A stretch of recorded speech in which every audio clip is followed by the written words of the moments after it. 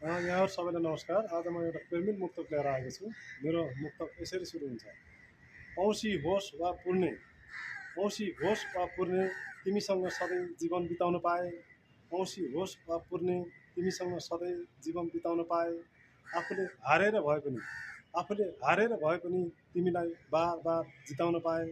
आफूले हारेर भए पनि तिमीलाई बार बार जिताउन पाए। यो मन मात्र होइन त्यो मन पनि खुसी हुन्थ्यो अवश्य पनि। यो मन मात्र होइन त्यो मन पनि खुसी हुन्थ्यो अवश्य पनि। मैले तिम्रो र तिमीले मेरो मात्र सदैव भलो चिताउन पाए। मैले तिम्रो र तिमीले मेरो मात्र सदैव भलो चिताउन पाए। हस्, धन्यवाद, नमस्कार। मेरो मुक्तक हेरिदिनु होला। लाइक, कमेन्ट र सब्सक्राइब गर्न नभुल्नु होला। नमस्कार।